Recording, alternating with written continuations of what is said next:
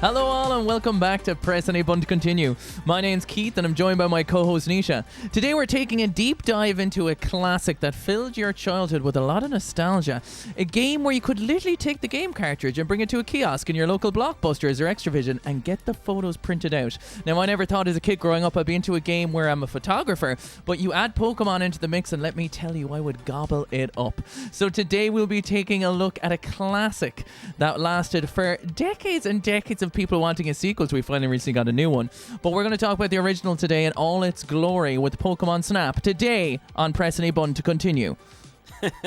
Man, I'm getting straight into it, right? How many Pokemon are in Pokemon Snap on the Nintendo 64? 63, but I'm going to blow your mind with a fact straight out of the gate, okay? I'm going to blow your mind. I know who the 64th Pokemon is. I've done my research all today. I know what the 64th Pokemon is. Is there there is a 64th Pokemon in there somewhere? Is there? There has to. This is my... It's not in there, no. Right. But what happened? But I know exactly what's going on. It's not in the game, but it was in the game and it was taken out. Oh, so there was 64. There was exactly 64 Pokemon. Yeah, I knew there had to be. And one didn't make the cut. Could you have any guess of what Pokemon that could be? It's in the original 150, obviously. It's nothing special. Yeah. It's just a standard boy. I've no clue. I'm going to give you a hint, okay? If you reverse its name, it spells out the name of the animal it is. If you reverse its name, it spells out the name of the animal that it is. Oh yeah. It is Marowak. Yeah, because what does that spell backwards? Wank me off. Is it what's it called? Ekans. Yeah, the snake Pokemon from Team Rocket. Ekans snake. No way. So that. How did you find that out? So basically, there was, when the game was being made, there was like a beta build of the game. So the history of the game, which is quite interesting, is obviously Nintendo were teamed up and they were collaborating with HAL Laboratories, which, kind of responsible for Smash Bros. Melee, and he was working with a few different people at the time. Now, initially, the game was conceptualized for the Nintendo 64 disk drive. So that was its original home, but it wasn't anything to do with Pokemon. It didn't become a Pokemon till late into its life cycle. It was never meant to be a Pokemon game. So for the disk drive, its original conception was that it was supposed to be like some sort of... Now there is footage of this, but it's quite little. But it's supposed to be some sort of simulator. It was called Jack and the Beanstalk, was its original working title. And the idea... was that you'd go around and you maybe like plant seeds and they'd grow in real time, because the disk drive had an inbuilt clock. So the idea was to kind of take use of that and have some sort of farming sim, I think, that you could kind of work with it. So that was its original one. And then obviously the disk drive wasn't selling fucking shite. So they were like, can that bad boy rework it? So then it became a photography game where they had, random characters that no one ever saw, and the developers worked on making these characters that they really enjoyed. And then of course they were like, well, what's your motivation for taking the photos? Like, what's someone, like your kid, you're sitting down, why would you want to take photos? And then that's eventually where they were like, put Pokemon on it. And the developers weren't happy at the time because they just imagine creating all these characters and work, and they're like, fuck that, put Pokemon in. But that gave them the motivation and it worked out really well, obviously, and that's cool. How we got it. And going back to the earlier Ekans point, there's actually a trailer of a lost level on Pokemon Snap you can watch where Ekans is in it, and it's some pre-released footage of a safari level where Ekans is in it, and he's the lost Pokemon. And he was taken out. It's such a shame, isn't it? Because clearly, like, when there was 63, like, this is a bit an ongoing joke for me. It's where I go into the realm of conspiracy theory that I'm convinced there is a 64th Pokemon in Pokemon Snap somewhere. It just hasn't been discovered yet. But there you go. Like, that's the answer, is that Ekans was in there. I must check out that ad. Did you say was it like like a promotional ad or something like that for with Ekans? Yeah. I think it was more like some sort of E3 video kind of thing, where they had like an early trailer or an early tech demo of what the game could be. Yes. So if Tichu's listening, if you want to do a post sourcing me, press any button to continue of Ekans is the 64th Pokemon. That's very good. It's a very good idea. It's funny, I was listening to an audiobook today called Blood, Sweat and Pixels, and it's about the video game industry and about creating video games. And one of the chapters was on do you ever play the game Dragon Age Origins and Dragon Age Inquisition? Dragon Age, or I know them. They're on the 360, right? Vision, yeah. I haven't played them, but I've seen them on Game Pass, and I know people really, really like them. Yeah, I loved the first one, really loved it. Mm-hmm. But just one of the guys was talking about how they made an ad for that, and like basically everything in the ad was a lie for the third installment of the series Dragon Age Inquisition that was played at PAX, which I believe is called Penny Arcade. Something which I think is kind of cool. I didn't realize that, but I think it's funny how they, to promote a game, they'll make this totally fake thing and be like, buy this, like the infamous Zelda ad that turned out to be dark and gritty, and then it turned into the Wind Waker, that kind of thing. Yeah. But I think it's funny how people will see that and be like, imagine somebody saw that and then bought Pokemon Snap, and because it came out in the 90s was just convinced that Ekans could be caught somewhere in that game and spend could spend years trying to find this Pokemon that doesn't exist, and the retro rumors be flying. Someone would be like, oh yeah, my cousin caught Ekans. Yeah, my uncle works in Nintendo, he said Ekans is in there, you can do it. Oh, it's crazy because like that's where like the retro rumors go, and it's like how many years of your life you could have spent doing that. And look, some people spend years of their life searching for something, and they do find something. Do you know what I mean? Yeah, and that's true, that's the great mystery of like, when you find out things, or I always love clicking videos that's like, it took someone 17 years to find this Easter egg in whatever. You know what I mean? You're like, fuck. Yeah, very cool. But yeah, very tech cool. demos are an interesting one because they can convey something. Or in my little imaginative brain, when I used to have video game magazines growing up, and I think I told this before, I fused Pokemon Stadium and Pokemon Snap as one game. So I used to see imagery of Pokemon Snap, and I see imagery of Pokemon Stadium, and I thought it was a full-fledged version of the Game Boy game, where the Pokemon Snap part was you running around a world looking at Pokemon and throwing stuff at them, and then the battle system was also in it. So I convinced myself that was two of them together. Yeah, that's pretty cool, isn't it? That's another just thing that from the age of magazines, where you can get kind of things can get lost in translation. But isn't it funny that, like, imagine we got what every kid wanted back then, and every Pokemon fan wanted back then on the N64, which was Pokemon Snap / Pokemon Stadium graphic style, but like a fully fledged RPG. Yeah, like Pokemon Blue or Red that were in N64 graphics. Like, imagine if that had it came out. Like, I feel like that possibly would have been the greatest selling video game of all time. And I was so convinced that's what Pokemon Stadium was, so I was so disappointed when I got it. Because I got that Pokemon Stadium N64. Now, retrospect, I like it, but just at the time, like, the adventure and the role playing was where my brain was at. You know what I mean? Yeah. Did you have Pokemon Snap as a kid? Yes, I physically remember buying it brand new in Virgin Megastores with my dad. And looking at the box, and I remember just like, even at the time, like, it's not an exciting game, but I just remember just being very peaceful. It was one of those games, if you go back to the art of being bored, it was kind of one of those perfect games you put on a nice chill evening that's on in the background. Yes, the music in that game is incredible. I love the music for the different levels, and Oak going, oh nice. And it was the first game as well that was actually got all the original Pokemon voice actor people to dub the game for it. So like, they had so like all the Pokemon were dubbed by the Pokemon people. Cool. Yeah, that's really cool. I wonder who.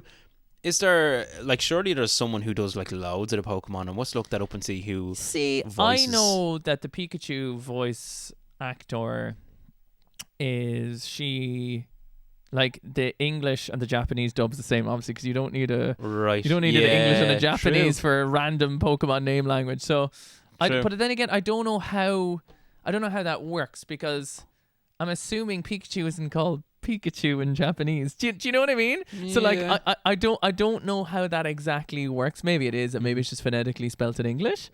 Possibly, like, possibly. There's a lot of Pokemon names that sound. I don't know. They sound like, like even if you think about Articuno and Moltres and all that, and they have the one, Yeah, it's 2, just 3, like, and all that stuff. Yeah. So I'd be very interested in how that works. I'm not quite sure. Mm. But I do know that the Pikachu voice actress is the original Japanese one that we hear in the dub in English.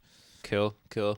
I only got this game as an adult. So I never I never played this game as a kid. I do remember buying Pokemon Stadium when I was over, and I think I told the story when I was over on holidays in America.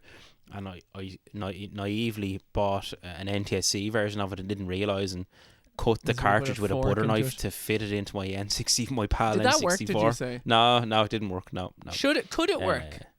No, but you can get an NTSC, like a Japanese N64, and cut the plastic inside the console, and regular NTSC, like American NTSC carts, will work in a Japanese N64. So I've done that.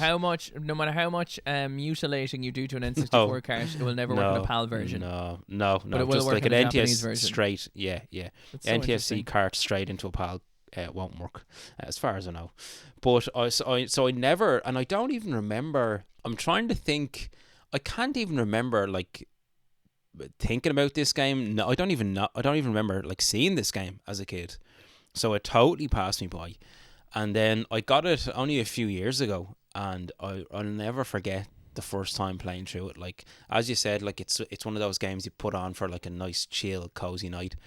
It was one of the most relaxing video game experiences I've ever had, and one of the most, like, it really caught me by surprise. I wasn't expecting to enjoy it as much as I did. And I remember after my first playthrough, I was like instantly shot into my favorite video game of all time list, because I was like, this is so nice, such a chill experience, such a fun experience, trying to find out what Pokemon, because I had no clue about the game. I didn't know what Pokemon to expect, and finding the different things, like, like there's like the random like mountain range things, like say in the first level there's like the Kingler or the Krabby thing, and then there's like the Dugtrio Mountainscape and whatever other ones there are throughout the game.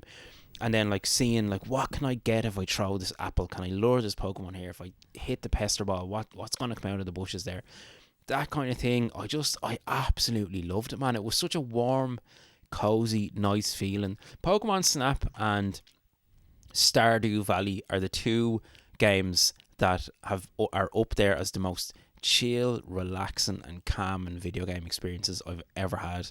So when I first played through this, played much of Stardew Valley. Yeah, man, I played a hell of a lot of Stardew Valley. Absolutely loved it. Got to the bottom level of the mine, which I was very, nice. I was hell bent on doing. Really, really loved it. But when playing Pokemon Snap, again, it was like really, really took me by surprise, and I just instantly fell in love with it as soon as. And again, I'm a big, Gen 1 fan. I love all Gen 1 Pokemon.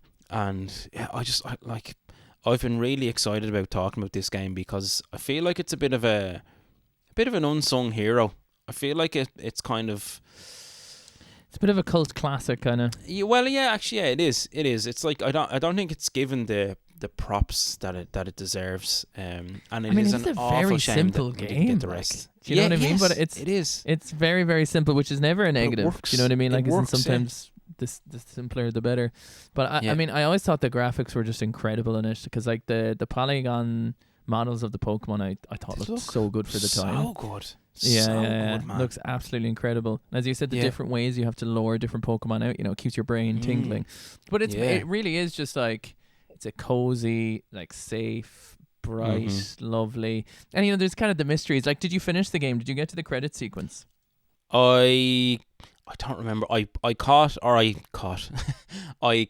took photos of every Pokemon. So I ended up getting to, spoiler alert if you haven't played Pokemon Snap, okay? I got to, and I took a photograph of, spoiler alert now, Mew. Yeah, at the end. And it was Mew's very like difficult. the final boss. Yeah, yes. That's actually a very good shout. It's like the final boss battle. I found Mew on the Rainbow Cloud level, I believe it's called. Yes. And I remember I couldn't figure it out. I'll admit I did have to look up how to catch Mew or how to You get have to to Mew, take 'cause I was photos like, of the signs. So like I what there is fucking in couldn't each figure it out. level, there's stuff that will look like Pokemon. So yeah, there's a yeah. rock. So like yeah. the Kingler at the start is the first one. Yeah, Yeah. and there's like a Is that what Mewtwo is that how you get to like it? by like with the stars or something that you line up, and it's like Right. in a Mewtwo shape, and there's a few other ones as well. Even the but, ways yeah. you open up new levels, I think, is very clever and interesting. How does that work? Oak has to give you a certain score, and he's like, "Well done." Yeah, well, there is Fuck getting me, give me Ash's mother. She's beautiful. Well done. Fuck Mr. Mime. That's very good impression. There is, if you take pictures of X amount of Pokemon, you open up a level. But then there's other ones that if you like, I think along one of the levels, I think it's in the tunnel. So if you get to the very end, I think before you go into the tunnel level, Oak actually says to you, watch out for the Voltorb or Electrode that doesn't move, and it's towards the end of the level, just to the right before you hit the what are the little magnets called? Magnetron, Magnemites. Before you get to the Magnemites, if you throw an apple at him, he'll explode, and that then opens up the way to the volcano. And then I think it's the same in the river. So there's a split when you get to the river level. I can't remember. I can't remember. Oh yeah. If you throw a pester ball in, there's a Porygon hiding in the bush, and he comes out and stands on a switch, and then that opens the side road to the cave. So there's a few little secret ways to open up different levels, as opposed to just getting high scores and capturing photos of different Pokemon. So, which I just thought was fun and clever, and not just because the machine he uses is called a 0-1. Very the good. thing on the rail cart that he's using, which I think was Yeah. cool. And because It is. I remember because there was a trophy in Smash Brothers that one of them was the 0-1, so it was the machine cool. that Snap used. So, which is actually another interesting point, actually, because the character Snap is the character Todd in the anime, right? So Yeah, Todd Snap. Yeah. Yeah, but his name isn't Todd Snap. That's just dubbing back and forth. So his name is Snap in the game, and his name was Todd in the anime. But what they did was they went back, and then they decided to just call him Todd Snap. That was his full really? name. Yeah. No way. So I his didn't know name was that. actually just Todd in the anime. It's just Snap in the game. And then they tried to... And then what they did was, his name was Todd in the anime, and then later parts of the dub, they called him Snap. So then to clear up the confusion, say, well, his name is Todd Snap. So sometimes they're calling him by his first or second name as like a nickname. But really, it's just like they didn't have the name done yet, and the branding wasn't done to have him as part of it properly yet. You know what I mean? Which is cool. He kind of came in around the end of Gen 1, didn't he? Because didn't he the have Orange like Islands kind of area of things. Yeah, so that was after the main movie came out, wasn't it? So Ash probably did his first Pokemon League, I think, and fucking Richie, the bastard, he brought out his Charizard and his Charizard wouldn't listen to him. So Ash lost and he was like fucking crying, and he lost his first Pokemon League championship thing at the finals. I still actually haven't watched the final episode of Ash and Pokemon. Have you watched that yet? I've seen clips of it. I haven't watched it. I haven't seen it yet. Actually, it's supposed to be very let's see if I can a find good throwback, emotional throwback. Yeah. I must try and watch that, because I'd say I'd definitely be crying watching that. Did you hear the theory running around that Ash's Pikachu is actually max level when he got him? I think I saw something about this. Yeah, before, like a video on TikTok or something. Something like that. Yeah. Because what is it that does he use like a move in the very first episode to get all this to hit all the Spearow? There's a couple of things. First of all, he doesn't obey Ash, so he's obviously... Oh, yeah. So obviously he has that going against him. And then the first episode against all the Pidgey, he uses Thunder, which you don't learn to level 50. And Team Rocket, why are Team Rocket always after him? Why is he so valuable when there's hundreds of Pikachu around? So apparently the idea is he's like a level 100 Pikachu, and that's why he can always just... tank shit if he wants, kind of thing. But I'm sure there's holes in that too, but I love theories like that, you know what I mean? Yeah, that's very fun. It's very fun. So will we do a little rundown for our beautiful listeners of the different levels in the video game? Yeah, you work away. I also like the fact that there's the Pokemon kind of the mini map. So I love the intro where it's like the music at the start. But the first level Hello you there. hit, Welcome. Your mom looks extremely horny. Want to fuck? Nice cock. the first level Well is done. the beach, and I think it's a real nice, bright, fun opener to the game. Some really cool like replayability for that level, because obviously there's Snorlax that you have to get to wake. There's like Kangaskhan that you have to get to turn around. There's Scyther that you have to use a Pester Ball. So there's stuff to bring you back to that level, even though it's the very first level you play. And it's bright and cool and fun. And then you get to the tunnel, which is the next level, which is kind of dark and mysterious. And you have the like random like spaceship machinery floating around or in the water. Yeah, it is mysterious. It like conjures up like, what the fuck is this place? Yeah. But it's such a contrast to the first level as well, which I really like. It really kind of flips it on its head with the dark vibe.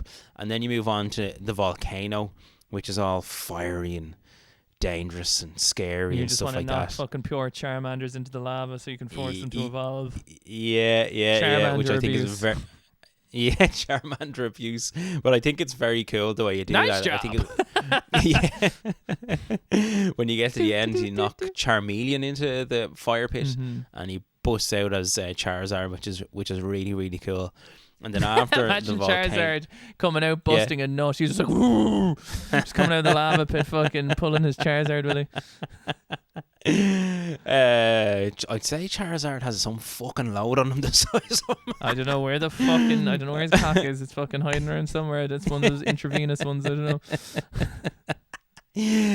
Next, after the volcano, we have the river, which I think is a real kind of a throwback to the first level. That kind of vibe of chill. And so yeah, there's a few cool secrets in the river, a few like secret Pokemon hiding, and some really cool stuff that you can get them to do. Poses you can get them to do, so you know the way you get extra points and different stuff for poses and stuff, which I really, really like.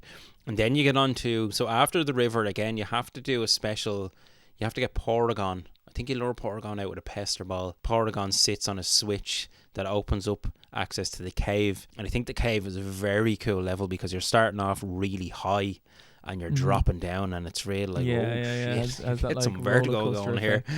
And then it's real mysterious. I think the Jigglypuff in the cave is very, very cool. And then there's the two Jinx Pokemon which are hanging around the egg, and you're like, what's this egg here? And you can kind of get a feel for what it's going to be after the volcano level, where you knock the egg into the river and Moltres pops out. But just really, really cool.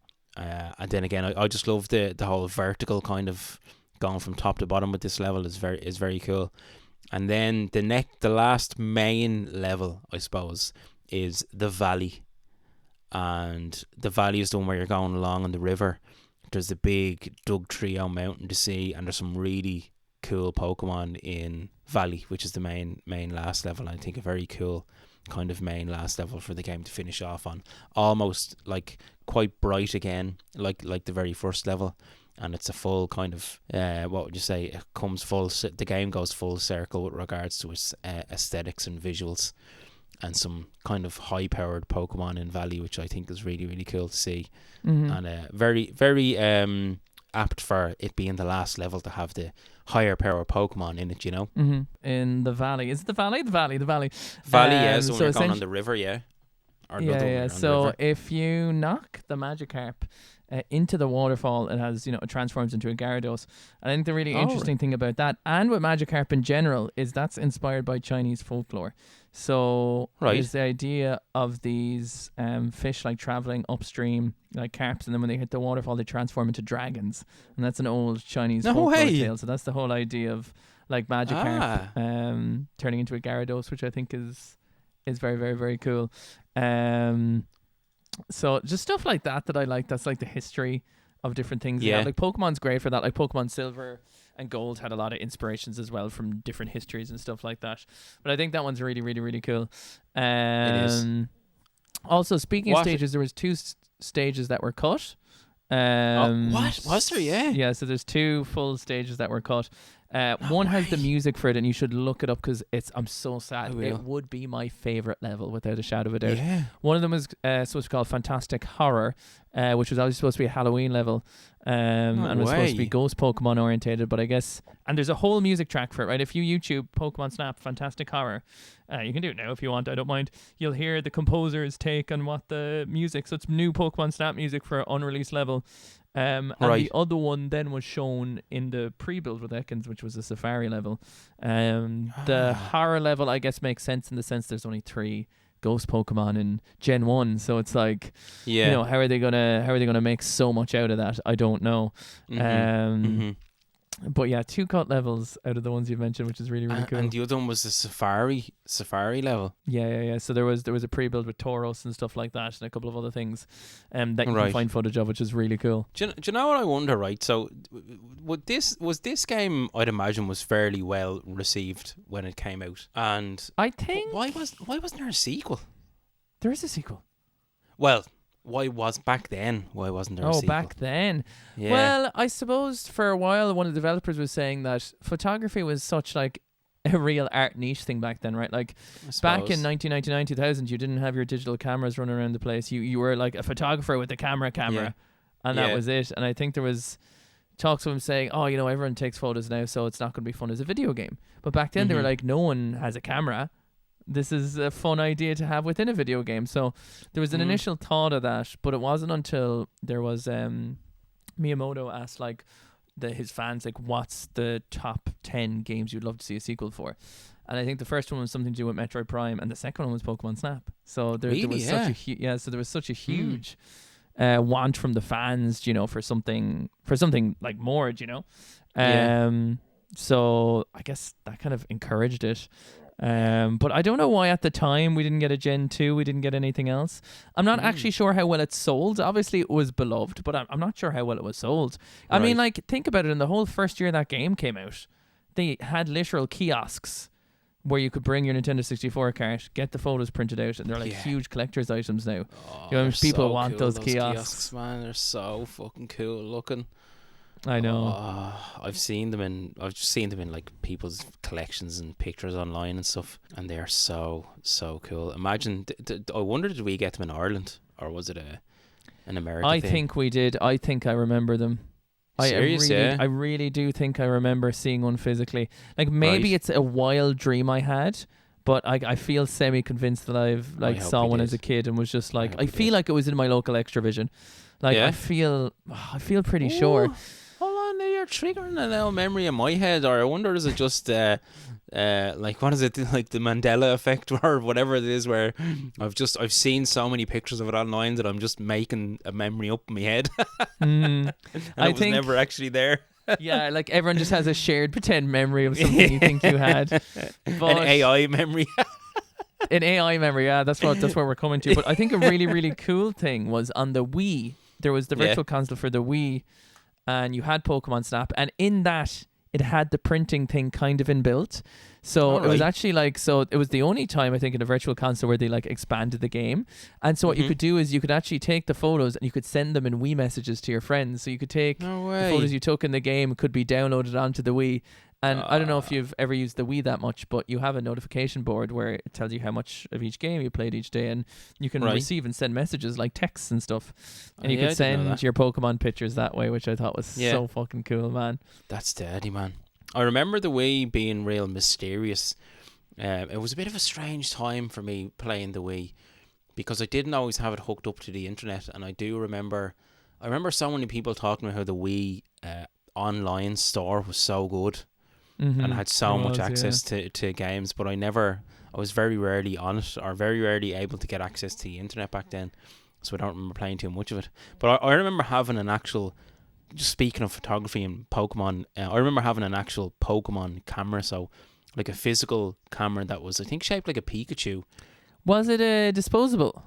No, it was you could get film for it, but when you printed out the photos, there was like a little banner around the edge of the photographs, and it was all just little Pokemon. That's so I possibly cool. mentioned this before, and I'm fairly sure I have some of the. I don't have the camera, but I'm fairly sure I have some of the original pictures that I took with the camera, and it was very, very cool. But tell me this, out of all of the levels of Pokemon Snap, do you have a favourite level? Probably. Is it the river or the valley? I do like the one where you just go flying down on the top one. Like, do you know what I mean? There's that verticality level of like sliding down on the river. I do like that one. Cave. The cave it? one. Yeah, where you're floating down from top to bottom. Yeah, like I Yeah. find I don't know though, but like for me it is just like having the different atmospheres of the different environments. Like Yeah. one is only made cool by the fact that the one before was like, you know, the True. first level is only made cool by the second one being this dark mysterious science lab and the first one being this Yeah. big open nature place, and there's a big contrast between them. And that's kind of Yeah. something I miss about video games was this really seasoned effect. You know, you play Mario 64, you're in a snow level or a summer level or a Halloween level. I kind of Yeah. love that strong thematic approach. Yeah, man. That really makes you feel like you're supposed to have a feeling. Do you know what I mean? Banjo-Kazooie did that very well. Oh, Very unbelievably well. with their thematic levels of Christmas and Halloween and Egypt and pirates and grass and fuck me, Banjo-Kazooie is a good game, man. I think Banjo-Kazooie's Sorry. Halloween level is probably like my Yeah. favorite Halloween level in any video game ever. Man, and possibly the Christmas level was possibly one of my favorite Christmas levels. Yeah, now, the music is seared into my brain. although it's also another rare game, I do love is there 2 Christmas levels in Diddy Kong Racing, or is there just one? There's definitely 2 snow levels, but there's like something village. Do you remember something Yes, village? I And it was 100% do. dark. Um, It's so good. yeah. I actually, do you know what? I have Diddy Kong Racing literally ready to go here, plugged in. Do you want me to turn it Do on? you? Yeah. What? Where is it? Oh, into your oh my God, and I CRT can play TV? the audio through the stream. Hang on one Fuck second. off. Oh, One yeah. second, 1 second. So I'll keep talking. So for listeners at home, Keith has and he just knocked his microphone over. Sorry, I dropped the microphone. Keith has a CRT TV and a VHS machine hooked up in the background of his stream setup, and he was playing some VHS videos on it with Dragon Ball Z and Cartoon Network stuff, and he also has his N64 set up on, and he's just after turning on Diddy Kong Racing. And he can also play the sounds. Can you play that intro sound? Yeah, let me see if it's coming through now. Can you hear this? Oh. Yeah, you hear it now? Yeah. Oh. Working good? Right. I'm going to jump back in here. Welcome in, listeners. I cut out a piece there while we were doing some behind the scenes technical work. But Keith has now set up Diddy Kong Racing. Keith, man, have you got fucking Pokemon Snap there with the Pokemon Snap? I do. There's a Christmas level. There's a Christmas level showing up on Diddy Kong. Look at the opening credits. That's it. Yeah, that's the one. Tell me what you see when you look at that CRT TV. Oh yeah, no, it does look incredible. Like it's made for it. You know what I mean? Like the size of Yeah. the screen per pixel inch. It actually weirdly looks more HD. The only thing I have an issue with this, and I don't know if it's like maybe an adapter I'm using, is it's a bit washed out at the moment. So I have to try a different cable just to see if that changes it. All right. I think ever so if you slightly. there's different cables you can buy that are better quality. Now I've Mhm. never invested anything in them, but I think that can do something for the quality of the picture on the screen. But it is a beautiful thing, that CRT TV, man. I really can't wait to Glorious. get mine set up. But back to Pokemon Snap, because I got a bit sidetracked there. So I was asking you what is your favorite level, and you're right. It's all a mood thing. It depends on the mood. But I'm trying to think of. I do really like the fire level, which I think is really cool. It's almost like a Pokemon Red level. Do you know what I Mhm. mean? 'Cause it's all fire. And then river level is kind of like Pokemon Green, like your grass types. I suppose maybe that's the kind of thing they went with, because the valley, Yeah, which well, I is the guess last the river Pokemon level, has is the all water. environmentals of like you know Yeah. where their elements would be in their Mhm. nature. True. I'm trying to think of what's my favorite Pokemon to snap. Pikachu has some really unique ones. Like Yeah. he has some like special requirements where he's on like an Articuno flying around the place. Oh, really? Gets it on top yeah, of so- Articuno? Yeah, 2 of them are in the cave. So I think there's like after a Weeping Bell, there's a Pikachu that's like fucking around with the Zubat, and I think if Yeah. you get the Zubat with the Pestro Ball, the Pikachu will catch itself with the balloons, and then you have the balloon Pikachu. Oh, You can take a picture of the balloon Pikachu. Yeah. There's like a photo opportunity. So when he's falling, he saves Yeah. himself with the balloons. And then if you go even further. So first of all, you have to. This is why the game's so cool. So you save him from the Zubat. He gets the balloons and he floats along, and then you use the Poke Flute to hatch an Articuno egg. And if both of those requirements are met, then if you face behind at the end of the level, you'll find the Pikachu riding on the Articuno. And then getting that picture, Oka's like gives you the points for the flying Pikachu pose, and you get like massive points for that. He's like, well done, you know. He's just like, he's getting on in there. So I think stuff like that's cool. The Poke Flute as well, like, has a lot of cool different opportunities to make like different Pokemon dance, or, you know, Snorlax wakes up. So like you get different like higher scores based on that. A lot of replayability with this game. A lot of replayability, trying to beat your scores, get them to do different poses, that kind of thing. The game kind of is like, its genre is replayability. Like, you have to, right? Like, as in, that's like inbuilt into its mechanic almost. You know what I mean? But yeah, and then obviously when you get to the final boss of Mew, snapping him then will like trigger the end credits. So what do you have to do again? Because I can't remember. It was a couple of years ago when I first played through it, and I did snap Mew at the time. But like, I was playing it last night, and I kind of got through every level and snapped about 40 odd Pokemon, but didn't get to Mew. So what was it that you have to do again to snap Mew at the end, or get to the last rainbow So Mew level? is like a boss fight. You have to throw loads of like pester balls at his shields, I think, to like break it, and he's like flying around. So you have to aim it at him. He's like, you know, he's meow meow meow meow. And you like keep throwing it till you get it, because every time you try to take a picture of him, his little shields blocks him. So like, it like exposes the photo too much, and you can't actually see him.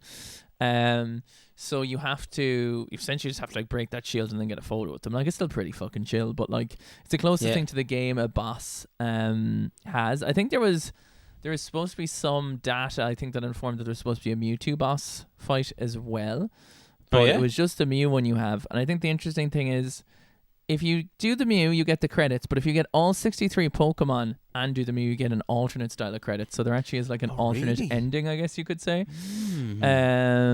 So in the one with the alternate one, the player's picture is featured in the foreground, with all the other different frames in the background around it.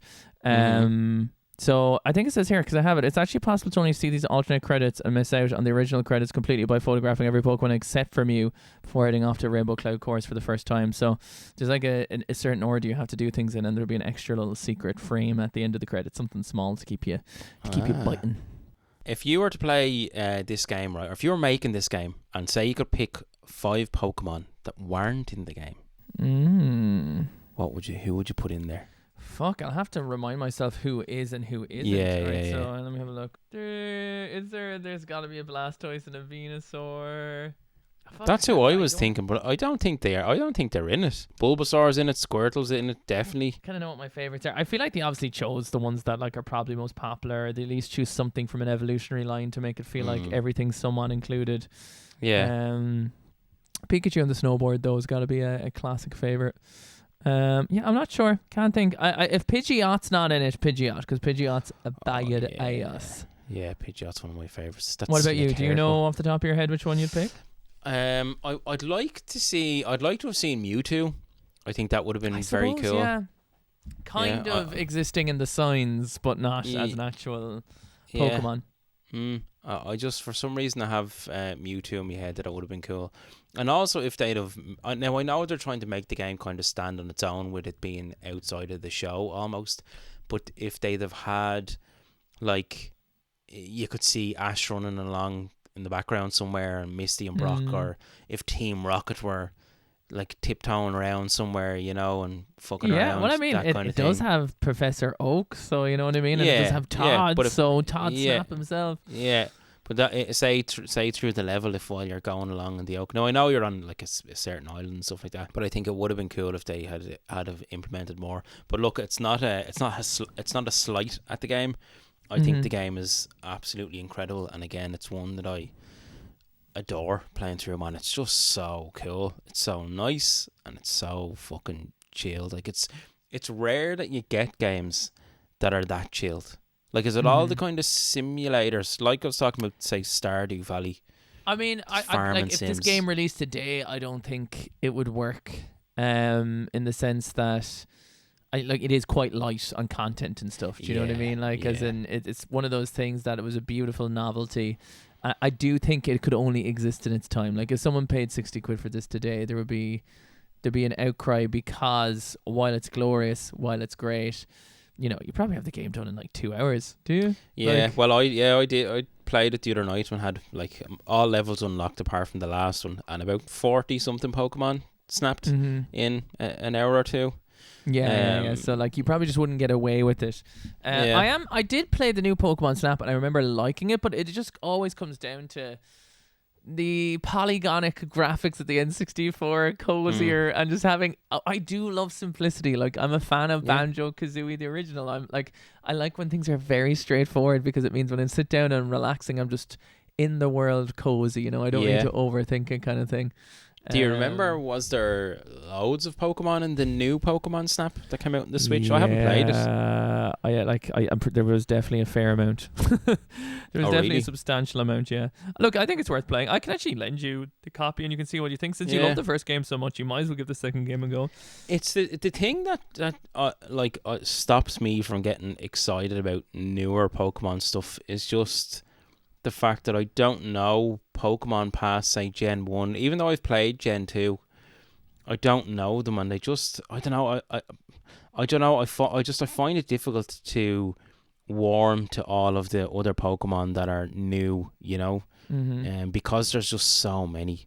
It's kind of like someone asking to watch season 463 of The Simpsons. I'm just like, ugh, like, I love the original Simpsons. Like, I'm sorry, I can't even do it, man. I can't do it. I sent you a picture there of Ekans, just to let you know, on Discord. Oh man, just so you can officially see what he looked like. Oh, that looks so cool. I like that kind of foresty looking level as well. Yeah, I think that was one of the. I think that's the safari level that like was cut out too. So. Oh, look at that! That's the 64th Pokemon. That's kind of weird. Jesus, man, that's it's like some sort of creepy pasta thing. You know, it's like the mystery of Ekans' soul.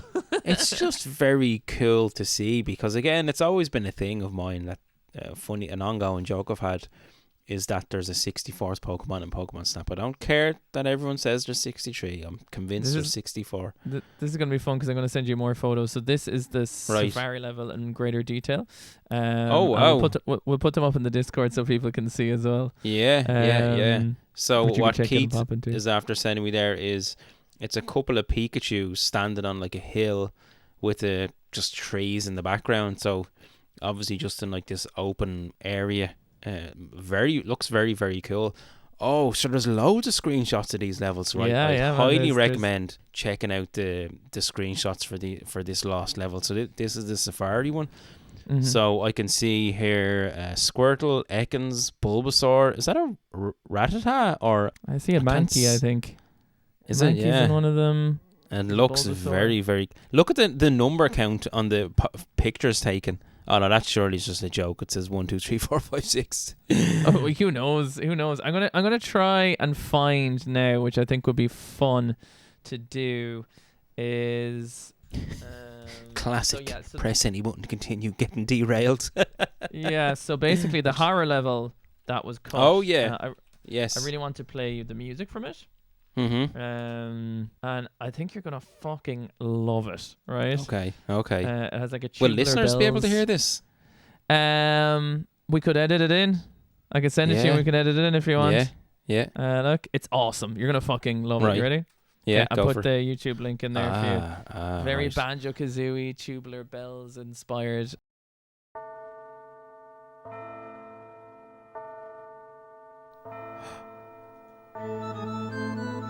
Listen. Oh, damn. Ooh. Jesus. Haunt. That is very cool.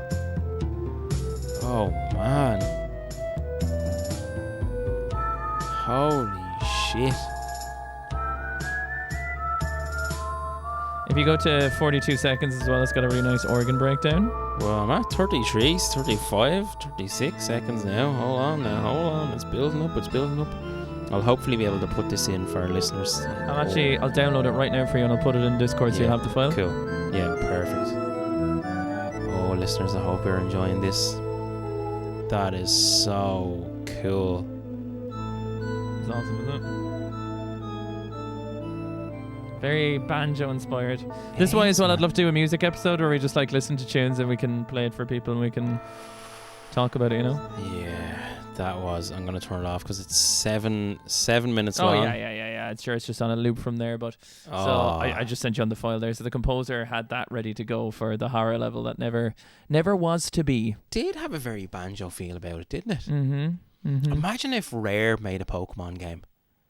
Oh, that's an interesting concept. I feel like they'd have done a really good job at making a Pokemon game.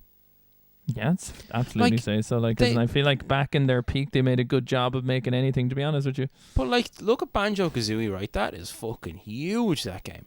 Surely they could have made all 151 Pokemon in an open world. It's hard Would to they? know. I don't know. Would they? It's a lot. I mean, like, I don't know if the N64 can handle that. To be honest with you, I think it only works Banjo in the yeah, but huge. Banjo doesn't have that much stuff. Like, Banjo is in these linear contained levels. Like, you had like I don't know, maybe there's a way of doing it, but everything is done disguised with what they can do, kind of. Do you know what I mean? Like, if you think about how much stuff. Like Engine having loads of Pokemon run, sure, they can't even do it on the Switch. They tried to like bring Pokemon out and the thing fucking moves down to 4 FPS. So I don't know. I'm sure there's some limitations to try to get the things working. Oh, I love it, man. I love it. But yeah, I there's just something special about this game, and even the box art. That music you sent me there, the clip of the box art. I know there's 2 different types of box art. I have one that's like blue. And it's almost like shadows or silhouettes of Pokemon or like shaded graphics of Pokemon. But then there's the main one here, which is like the red and white Pokeball with the lens in the middle and all the Pokemon are That's the Japanese one, is it? The one that I have, no, it's PAL. The one that I have is PAL. My one's like a blue one with a Gyarados on it and loads of film wrapped around it. That is potentially the one I have as well. But I quite like that one there, which is the NTSC version, I think. Oh, okay. The Pokeball camera. Oh, yes. Okay, so there's that one.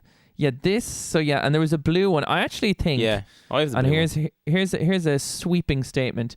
I think PAL boxes are almost always nicer than NTSC. I think 9 times out of 10 the PAL is nicer.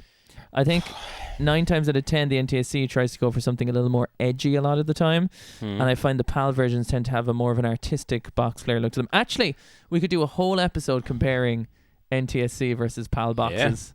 100%, man. 100%. Would be an interesting one with this. PAL, NTSC, and Japanese. Japanese is usually like the really cool. Yeah, colourful. Japanese is usually really nice. It's usually way better, but it all depends. The one thing that I feel like a lot of N64 kind of, unfortunately, PAL boxes are not as good as the NTSC American ones is because they have that black border around them. So that's like fair. America got the full box of, say, Banjo-Kazooie, right? It looks like we always had the classics. We had the compressed. Yeah. It's like this big black banner. Now, it wasn't for all of them. Like Pokemon Snap being an example, didn't have a black banner box around it, did it? No, it didn't. If I was to look up here right now, like Perfect Dark that you gave me doesn't have that black banner around it. V-Rally doesn't have the whole banner around, but it does have like the little black one on the right side of it. Yeah. But then again, I know what you mean. There's that like frame. Like Mario 64 has the full black box around it. Yeah, that kind of gets away from the art a little bit. But I would say in the PS2 era and stuff, I think a lot of the PAL stuff is prettier for sure. I have a lot of examples to use. Nice. That's actually a really good idea for an episode. Tell me this, right, before we go, because I think we're wrapping up nicely here. For N64 games, just while we're on the subject of N64 games, you don't have a huge collection. You have a huge collection. And dick. 1, 2, but 3, 4, 5, 6, but 7, N64 8, games. 11, 12. What N64? Are you after any specific N64 games? What's your, like, you know the way I have Conker's Bad Fur Day as my great weapon? I mean, that would obviously be one of mine too. Yeah, would it? Yeah, 100%. I love Conker. I do think Banjo 2 he would be nice just to have. What else would I like? I would like the yellow cart of Donkey Kong 64. Yeah. Because I only have the grey one of that bad boy. Wait, you have Donkey Kong 64? Yeah. What? Yeah, The game me and you have never played that we were talking about, Donkey Kong 64. You have it there, the cartridge. Yeah. In your house. Never played it. Ready to play. I In your initially possession. got it second hand, and The fuck? I didn't have that extension adapter that you needed to play it, the red extension link in yeah, 64. yeah. And then I guess I just never Booster. played it. No way. Do you have it now? Mm. The booster pack thing? Expansion pack? Yeah. I could put in Yeah. Donkey Kong right now. We could watch it boot Motherfucker. up, you know what I mean? Motherfucker. Now because we're gonna do this as an episode. So for anyone listening, me and Keith have talked before about we're gonna do an episode on a game that both of us have never played, and we picked Donkey Kong 64. But we're gonna agree that when I get a copy now, we'll agree that right, we're gonna play it, and then we'll only tell the other person when we finish it.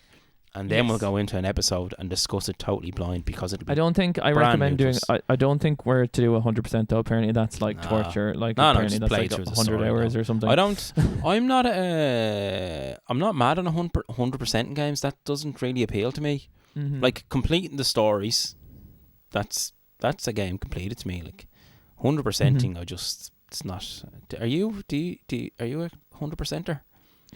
Achievements when they came about made me want to get all the achievements a lot more. Yeah, I did get a game like Mario Galaxy or Odyssey, kind of like I'm kind of like want to get all the stars. That's kind of okay. Yeah. But no, in general, like I'll do it as long as my addiction holds to it. Like if my addiction keeps to 100%, great. But I find the 100% has to be like fun. Like Banjo-Kazooie is an easy 100%er. Yeah, that I like to do. I think that's worth doing 100%, particularly for the extra special ending and stuff. Right. Jack and Daxter and stuff. Collectathons I like 100%. Yeah, I would say. Yeah, the old school collectathon platformers kind of I enjoy them for sure. Cool. But other than that, I'm like, fuck it, I'm 32 years old, let's get on with it. Well, one game that's very good at 100%. Well, if you snap all the Pokemon, have you really 100%ed it unless you get all of them in their different poses? I'd say Pokemon Snap's a difficult game if that's what you're going for. Imagine if there was a sticker book for Pokemon Snap where you printed out them and then you had to put the stickers in, so you had to get all the poses in the game and then you printed them and you put them in the book. That would be so fucking cool, man. Oh, that'd be so cool. Well, I think that's a nice way to wrap things up. Thanks everyone for listening. We're going to continue this on. I am going to transport myself to Planet Namek, to a bunker in Planet Namek, for our bonus features episode over on Patreon, which you can listen to right now. Very good. Where is your mother? Bye.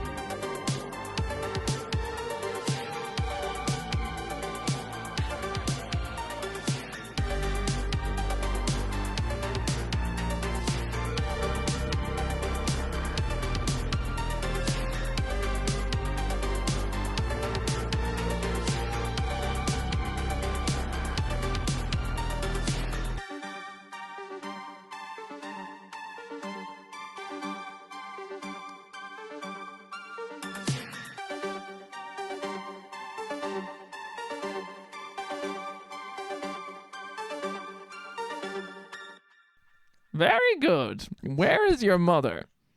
Also, wait. We also have Right. to record a secret bonus Oh yeah. after credit scene. Right, this is gonna be post credit. Okay, Right. what I'll the cut post it. credit scene, right? One of us be Ash and one of us be Oak having a conversation. Right. So this Who do is. you want to be? Hold on. So you ready? This is the post credit scene. I'll be Ash because you're doing a really good Pokemon. Okay. Or you're doing real good. Professor Oak. You ready? Mm-hmm. Hey Oak. Where's my mom gone? There was no breakfast made this morning. Hey Ash, let me tell you, your beautiful Dublin accent is throwing me. Your mother is exactly where she should be at all times. Don't worry about where she is. Everything is great. Now go catch 150 Pokemon and don't come back to your mother I'm until only- I'm done with her. I mean, I'm until only you're 10. done.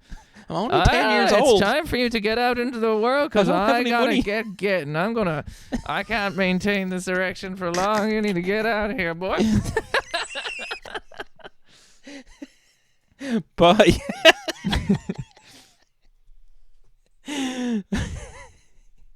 Right. I better stop. That was good.